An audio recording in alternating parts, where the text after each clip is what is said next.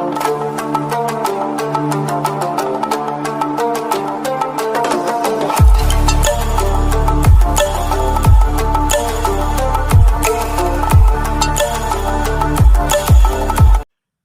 Friends and welcome back to my channel. Guys, मैं explain करने लगी हूँ हाई स्कूल लव स्टोरी के पार्ट नंबर 17 को। अगर आपने इस सीरीज़ की पिछली वीडियोस को नहीं देखा, आई सजेस्ट ज़रूर देख लें, बहुत ही इंटरेस्टिंग है और उसका लिंक आपको डिस्क्रिप्शन बॉक्स और कमेंट सेक्शन में मिल जाएगा। Thank you.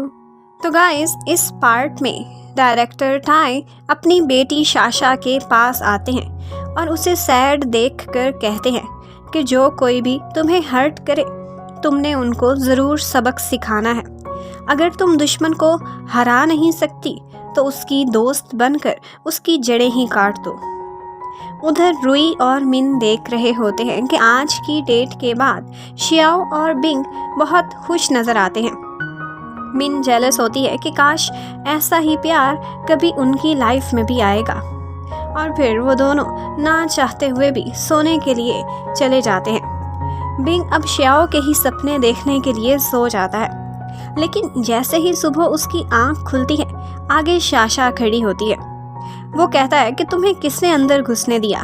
तो शाशा कहती है कि तुमसे नहीं, मैं तो यहाँ शियाओ से मिलने के लिए आई हूँ। यहाँ उसे पता चलता है कि पहले तो बिंग उसे जेलस कराने के लिए शियाओ का रूममेट बना हुआ था, लेकिन अब इस नाटक की कोई भी ज़रूरत नहीं थी, क्योंकि वो असल में ही शियाओ को लाइक करने लग गया था। यहाँ पर शाशा उसे कहती है कि मैं अपनी हार डिक्लेयर करती हूँ और मैं अब प्यार को नहीं, सिर्फ अपनी दोस्ती को बचाना चाहती हूँ। और गाँव की सीधी सादी सी लड़की शियाओ उसकी बातों में आसानी से आ जाती है। नाश्ते की टेबल पर शियाओ और बिंग इसी बारे में बातें कर रहे होते हैं, जबकि हाउसमेट्स प्राइवेसी देने के लिए गाने सुनने का नाटक करते रहते हैं। बिंग शियाओ को समझाता है कि शाशा एक चालाक लुमड़ी है, उसकी बातों में कभी ना आना। फिर कॉलेज में आज शोए शियाओ को एक डांस इवनिंग में इनवाइट करती है। एक्चुअली ये सब वो जियान के क्लोज आने के लिए चांसेस बनाने के लिए कर रही थी। इतने में शाशा भी वहाँ आ जाती है और शियाओ से कहती है कि तुम मुझे फ्रेंड समझती हो, तो इस पार्टी के लिए तुम्हारा ड्रेस मैं गिफ्ट करूँगी। और शोए तो बस कंफ्यूज होती रहती है कि ये सब कैसे हुआ, कब हुआ, तुम दोनों कब दुश्मन से दोस्त बन गए। बाद में जियान और बिंग भी यही डिस्कशन कर रहे होते हैं कि शाशा को हम बचपन से जानते हैं, वो यकीनन कोई चाल चलना चाह रही है। यहाँ पर जियान बिंग से टाई फैमिली से इतनी नफरत करने की वजह पूछता है, लेकिन वो कहता है कि ठीक टाइम आने पर तुम्हें सब पता चल जाएगा। फिर शाशा अपने गैंग को कह देती है कि आइंदा कोई भी शियाओ को बुली नहीं करेगा, वो मेरी फ्रेंड बन गई है। तो आगे से वो कहती है यकीनन तुम कोई स्कीम चल रही होगी। वो मासूम बनकर कहती है कि क्या मैं स्कीमी टाइप की लड़की लगती हूँ? तो लूसी के मुंह से सच ही निकल जाता है। उसके बाद शाशा शियाओ के साथ मिलकर पार्टी के लिए शॉपिंग करने भी जाती है और शाम को फिर सारे पार्टी में पहुंचे होते हैं। एक्चुअली एक पुरानी मिथ के अकॉर्डिंग अगर कोई दो लोग रात को एग्जैक्ट 12 बजे किस कर लें तो वो कभी भी जुदा नहीं होंगे, और शोए ने रुई को साथ मिलाकर यही प्लान बनाया था कि वो किसी तरह पूरे 12 बजे जियान को किस करने का माहौल बनाएगी। जब कपल स्विच होकर शाशा बिंग के पास पहुंचती है तो वो उसे वार्न करता है कि मेरी गर्लफ्रेंड से तुम दूर ही रहना। फिर 12 बजे के करीब प्लान के मुताबिक रुई जाकर लाइट्स ऑफ कर देता है। लाइट ऑन होते ही हमें ये सीन देखने को मिलता है, और उससे भी मज़े का होता है बिंग का रिएक्शन। वो जैसे गुस्सा करता है और शियाओ को पार्टी से लेकर चला जाता है। ये सब देखकर शाशा का तो दिल ही खुश हो जाता है। और फिर वही 12 बजे वाली किस वाली सुपरस्टिशन के बारे में जब लूसी को पता चलता है तो वो कहती है कि उस रात हम दोनों की एक्सीडेंटल किस भी एग्जैक्ट 12 बजे ही हुई थी। फिर घर पहुंचकर बिंग बहुत गुस्से में बैठा होता है तो शियाओ उसे मैसेज करके सॉरी करती है कि मैं तो लाइट्स ऑफ होने की वजह से गिर गई थी, मैंने जानबूझकर कुछ भी नहीं किया। हाँ, लेकिन एक काम मैंने जानबूझकर किया था। और वो उसे फ़ोटो सेंड करती है और बताती है कि तुम्हारे बीच पर पड़े हुए उस हार्ट पर मैंने अपना नाम लिख दिया था। और ये देखकर अब बिंग का मूड बिल्कुल ठीक हो जाता है। फिर सुबह सुबह श्याओ डरी हुई थी कि बिंग अभी तक नाराज़ ना हो, लेकिन वो कहता है कि तुम्हारी राइटिंग बहुत बुरी थी, लेकिन फिर भी मुझे बहुत अच्छा लगा। फिर शाशा भी न्यूज़ लेने के लिए उसे कॉल करती है, लेकिन उसे पता चलता है कि उन दोनों की तो आपस में सुलह हो गई है। फिर वो उनसे कहती है कि प्लीज़ किसी तरह से बिंग को मनाओ और सारे फ्रेंड्स मेरे घर पर डिनर पे आओ।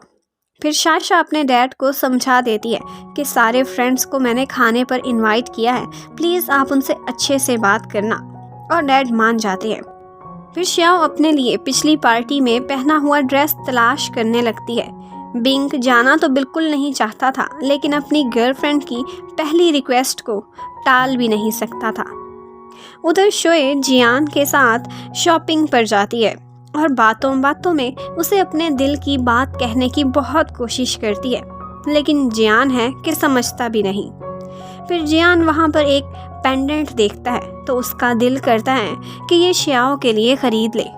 उधर हाओनान जब डिनर का सुनता है तो उसे लगता है कि शाशा यकीनन कोई चाल चल रही है, लेकिन वो कहती है कि प्यार करते हो तो मुझ पर शक ना करो। शोए कल रात लाइट ऑफ करने वाली हरकत पर श्याओ से सॉरी करती है।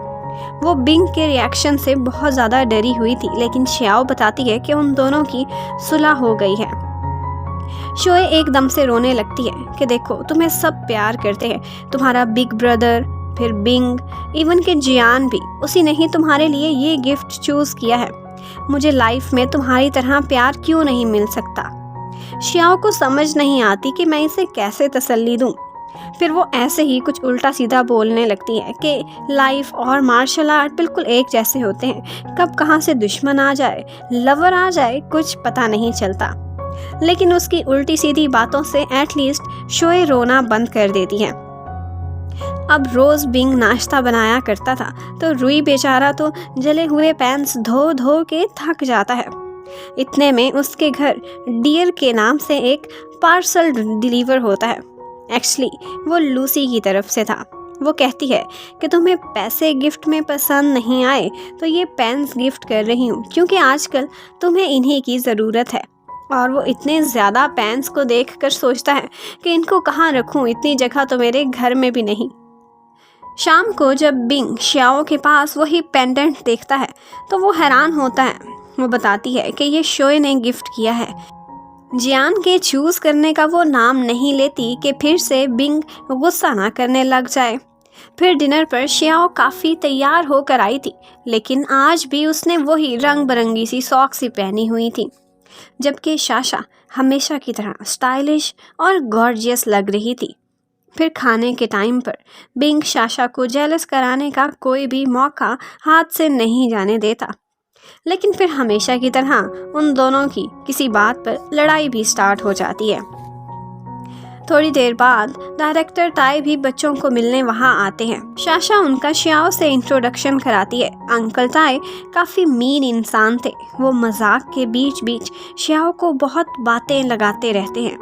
वो आगे बढ़ते हैं, लेकिन बिंग उनके और अपनी गर्लफ्रेंड के बीच आ खड़ा होता है।